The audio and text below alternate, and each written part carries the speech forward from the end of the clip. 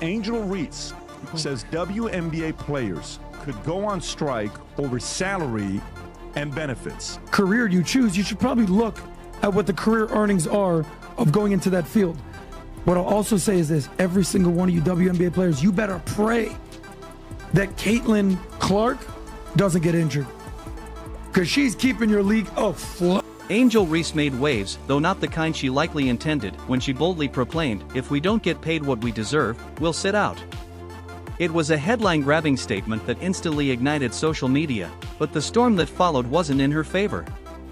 The criticism came fast and hit hard, but no one dismantled her argument quite like Patrick Bet-David. He didn't just respond, he took her claim apart piece by piece, armed with hard financial realities that left no room for fantasy. Once you hear the full breakdown of this situation, you may never view Angel's outburst the same way again. Coming this year, we'll still be on the rookie contract again. The ones that the year after, they gonna get more. They probably gonna be making more than us. No, they are. Who's that? They are. Like, yeah. I've been in the meetings. They are. I need to get in the. I need to get in the field. You need to come to the meetings. I gotta get in the meetings because I'm hearing like, yeah, they don't give. If y'all don't give us what we want, like, we sit out. That's a possibility. Here's what's happening. Angel Reese, famously nicknamed the Bayou Barbie and now a rookie in the WNBA, is already calling for players to strike if salaries don't increase. Yes, we're talking about a player still working to consistently finish basic layups, and she's out here threatening to shut down an entire professional league. Patrick's reaction to her stance landed somewhere between stunned disbelief and genuine amusement, and honestly, can you blame him? I love watching her highlights of missing shots. She's got to be the worst shooter you've met in your life. But go, Rob, just go, give this feedback. Give this feedback here. Go for it. Season 2, I can't wait to work with you some more. The biggest advice I have for you is going to be how you shoot your layups, period. Layups? Bang! What do you mean? She's our double-double queen! Bang! What they say, if it's broke, don't fix it!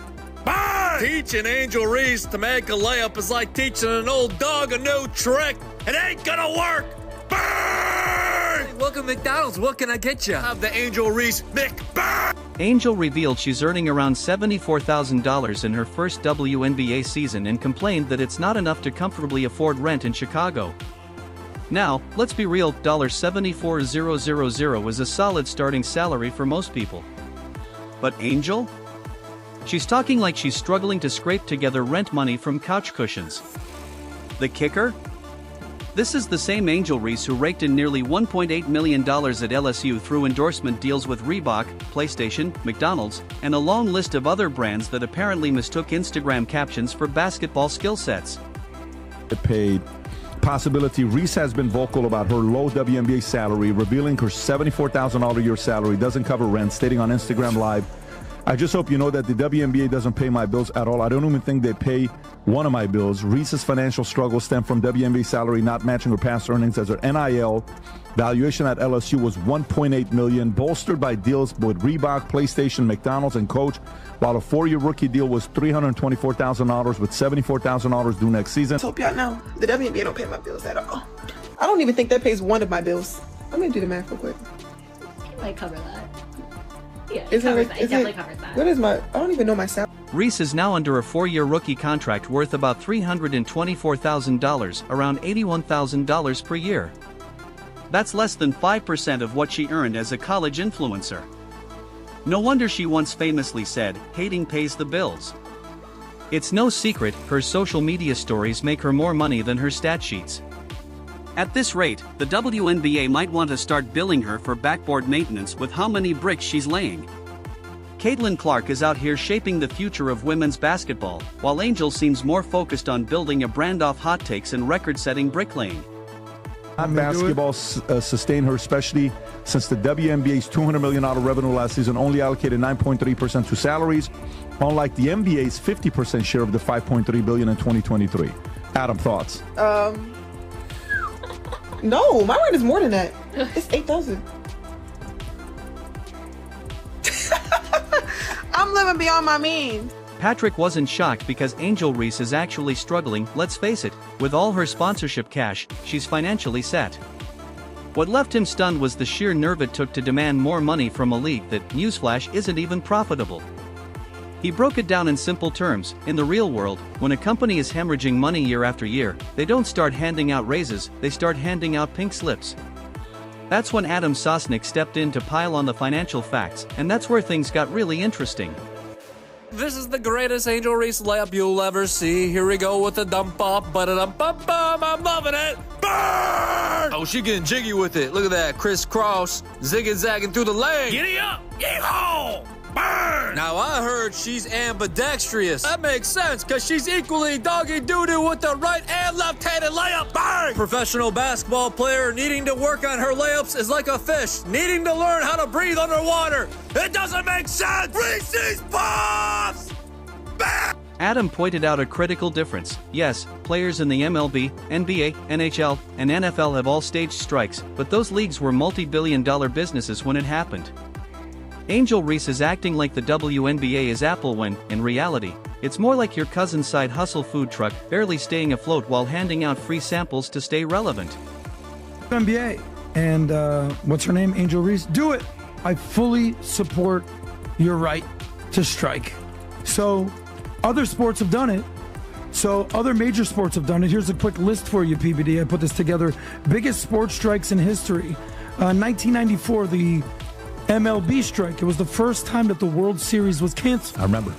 You remember that? In 1998, the NBA went on strike. They canceled the All-Star game for the first time. The NFL has gone on strike multiple times. 1982, 1987, 2011. Patrick didn't hold back. He laid out the brutal truth. The WNBA loses about $50 million every year. That's not a growth phase, that's a financial life support system. Compare that to the NFL's $17 billion revenue or the NBA and MLB, each pulling in over $1 billion annually. The WNBA, by comparison, struggles to clear $150 million and still can't make it work. It's like trying to run a luxury resort with a lemonade stand budget and hoping no one notices. The catch when you're going to go on strike. In 1994, MLB, NBA, NFL, what's the number one revenue sport in America? What do you think it is? The NFL. How much do you think they make? $17 billion. The NBA, a little over $11 billion. The MLB, also $11 billion. The NHL, $7 billion. And this isn't a new problem. The WNBA has been burning through cash since its launch in 1997. That's over 25 years of financial losses. You'd think that with the buzz surrounding Caitlin Clark and record-breaking ratings, they'd finally see daylight, but no, even now, the losses keep stacking up. The only reason the WNBA hasn't collapsed yet is because its big brother, the NBA, keeps writing the checks to keep the league afloat. A alleged $150 to $200 million company, you're operating at a loss every single year, you've never made money, it's called a zombie company, you're subsidized. Scale is another issue. The WNBA has just 12 teams playing 40-game seasons. Sure, the league is expanding with the Golden State Valkyries in 2025, but that's still nowhere near the NBA's 30 teams and 82 games per season. Less inventory, fewer tickets, smaller TV deals, it's basic math, unless you're Angel Reese or apparently D. Carrington, who seem to think the numbers just don't matter. Question for you, Vinny. Real quick, rapid fire. Go. WNBA stats. Here we go. You're a sports guy. How many teams are in the WNBA? I don't, 9? No, 13. How many games do they play? 80? 40. Damn it. Who won the championship this year and who played in the finals? The Florida Magics. No, the New York Liberty beat the Minnesota Lynx. Who? Who exactly? Let's talk about revenue sharing. NBA players take home 50% of the league's revenue. WNBA players? They're getting 99.3%, nearly all of it. It might sound like they're getting shortchanged, but here's the kicker: even with that near total revenue share, the league still loses money. There simply isn't enough revenue to go around. And don't even get started on attendance gaps. Caitlin Clark's games are packed, Angel's games? Let's just say there are plenty of open seats. The MVP. She was unanimous. She got all the votes. Dylan Mulvaney. Yes. Yes. Aja Wilson. Oh. You just failed the test, I'm buddy. sorry. WNBA's coming. Look, no one is saying WNBA players don't deserve respect. They do. But demanding higher pay from a league that's losing millions isn't courageous, it's disconnected from reality. And coming from someone who's been in the league for barely 5 minutes and is already trying to play labor negotiator? It's laughable. Meanwhile, Caitlin Clark is busy doing what she's always done, breaking records, moving the game forward, and letting her performance speak for itself. No tantrums. No walkout threats. Just basketball. Maybe next time Angel Reese talks about sitting out, someone should remind her fans are already sitting out of her games. Yes, it is unrivaled. It is also unwatched. Look, let's be honest, we can sugarcoat it all you want, but if you don't have Caitlin Clark playing women's basketball, or if you're not the NCAA tournament playing women's basketball, you got nothing. Zero zip. Things have gotten even more intense as a new layer of tension starts brewing between WNBA players and NBA stars. Remember that famous clash between Lisa Leslie and Draymond Green? Draymond had the audacity to suggest that before WNBA players start demanding bigger paychecks, maybe, just maybe, they should first focus on growing the game. That statement alone ignited outrage across social media, but let's be honest, there might actually be something to what he said. Draymond wasn't insulting anyone. He was just pointing out a fundamental truth: revenue drives pay, and without growth, there's nothing to split. I'm not huge on comparing the WNBA and the NBA. I don't really think that's fair. Obviously, I think where the WNBA is right now is pretty incredible. I think a lot of people, or most people, would not believe it's the place that it is right now. So I think when people always ask me this question, where I think it'll be in 5 years, it's like it's hard for me to answer because people didn't even think we'd be right here, right now. And I think really sky's the limit. I think when you see, our TV numbers when we're on national television, we're averaging over 1 million viewers or whatever it is. All-Star game, I think, was over 4 million viewers. It's just really great numbers. So the more opportunities we're given, I think the more it's going to shine and get better and better. I think also the talent level in college is continuing to get a lot better. And as those players come into the league, it's going to continue to improve. We're adding 2 new teams next year, and then probably another team the year after that. So, yeah, more games, which I think will be good. It'll lengthen the season a little bit more. Lisa Leslie didn't hold back when she stirred the pot once again, this time with a comment that sent shockwaves across both leagues. She half-jokingly suggested that maybe NBA players could easily help cover WNBA salaries if they simply chose to skip a night at the casino. It was a tongue-in-cheek remark, sure, but the underlying message cut deep. It suggested that NBA players weren't doing enough to support their WNBA counterparts. Viral clip of Draymond Green basically lecturing one of the greatest players in NBA history, WNBA history. I think it's Lisa Leslie. That comment didn't sit well with Draymond Green. Not even a little bit. Draymond fired back with full force, making it crystal clear that he wasn't here for jokes or sarcasm. According to him, no group in America supports the WNBA more consistently and passionately than NBA players. To suggest otherwise was, in his words, completely ungrateful. His fiery response underscored just how strained this dynamic between the two leagues has become. What was once a shared goal of mutual growth now seems tangled in tension, misunderstandings, and finger-pointing. Sells to the NBA, but I do feel like the pay gap would be something that, we could just take a donation around the NBA, maybe one night y'all don't go to the casino. But while this back and forth continues to escalate, something far more important is happening. Out of the noise, a new face has emerged, not just as a top athlete, but as the undeniable savior of the WNBA. Caitlin Clark. The league is currently experiencing a historic surge in popularity, with 2.3 million fans filling seats in arenas across the country, a staggering 48% increase compared to last season. And at the center of this fan explosion? None other than Caitlin Clark. Strangely though, instead of rallying behind the woman who's single-handedly dragging the league into mainstream sports conversations, some veteran players are treating her like the enemy. Patrick Bet David didn't mince words when he called this out. He bluntly stated that WNBA players should be lighting candles for Clark's health because, without her, the league's very existence would be hanging by a thread. This should have been the moment where the entire WNBA banded together to celebrate the one thing that's finally working, but instead, jealousy and bitterness seem to be clouding the opportunity. And while players like Angel Reese are still out here demanding higher pay, maybe she should focus first on consistently finishing layups in traffic before demanding the keys to the vault. I have something on this though, because it pisses me off.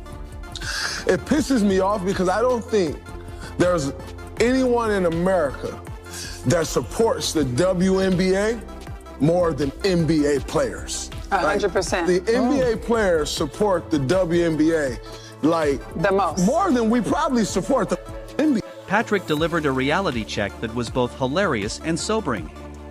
The WNBA didn't just lose money last year, it bled $40 million. And guess what? It was the same story the year before that. That's not progress, that's just consistent failure. Patrick, never one to shy away from brutal honesty, dropped a savage question to ChatGPT: do WNBA players still get paid even if they strike? The answer was yes, and the reason is painfully simple. It's because the NBA keeps financially bailing the league out, like a parent who can't stop throwing money into their teenager's garage band, hoping one day it might finally turn into something that can stand on its own. What they need, and by the way, maybe they should play hard, but not flagrant foul, Caitlin Clark, can be, the face of the league. They may not like it's the face of the league. There may be professional jealousies among players, but maybe at face of the league can help things go and get merch, people in seats, and a better TV contract. They're getting a TV contract improvement for the 26th season next. And here's the kicker. If WNBA players, led by Angel Reese's strike threats, actually went through with walking off the court, the NBA probably wouldn't be upset. They might actually celebrate. Less payroll to cover, fewer headaches from public relations disasters, and a break from carrying a league that's hemorrhaged money for over 20 years. For 2 decades, the NBA has been lugging the WNBA on its back like a toddler in a backpack. Just when that load starts feeling impossibly heavy, Caitlin Clark arrives energized, electrifying, and armed with generational talent. The irony? NBA players already contribute financially to the WNBA's survival, and now, with Clark attracting unprecedented attention, things should be easy, right? Wrong. Somehow, the drama keeps escalating. Watch this here. To address the financial situation, I ask, the WNBA is, Rob, if you go up and ask the other question as well, ask, is it true that the WNBA makes money when they don't play? Is it true that the WNBA makes money when they don't play? Ask that question. What does that mean? Yes, in a way, the WNBA has historically lost money and receives financial support from the NBA, which means that the WNBA games are not played. The league can actually save money by avoiding operating costs. Did you guys understand what happened right there? Yeah. So WNBA makes money so if they go on a strike, the NBA is like, awesome. Came up, which is their argument, which you have to kind of defend the argument that they're making. WNBA's attendance had a record-breaking high in 20 years with a total of 2.3 million fans attending. Viewership is higher, and they're asking for the money. And if the contract on the back end, the revenue, NBA gets 50+% to players, they do 9.3. There's an argument for it to be played, but you're right. If Caitlin Clark gets injured, its increase was from 2024 to 2023 in attendance in a year, 48%. That's massive for them. So that's the argument they're making. That's the Caitlin Clark effect. Phenomenon, yeah. Then, and when it comes down to merch from 23 to 24, they're up 601%. Then when it comes down to being broadcasted on ESPN, they average 1.2 million viewers per game, 170% increase. And no one's going to like what I say, but there are hard-working women in the WNBA that are the stateswomen for their team. They're the lead player for their team, the face of the team, and they're out there doing it. But guess what? You know what the reality is?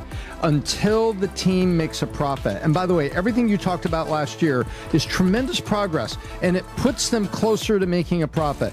Because as soon as they're profitable, they can go on strike and they can go from 9% of the revenue to 12% of the revenue to 15% of the revenue to 20% of the revenue. But if there's no the minute they are a profitable league, the players should do what baseball players and everybody else have done, is saying, sorry, owners, you're making an awful lot of profit there. I think you should move us from 33 to 40% of total revenue. And that's the way it's worked in other leagues. But step one, there's got to be profit decay.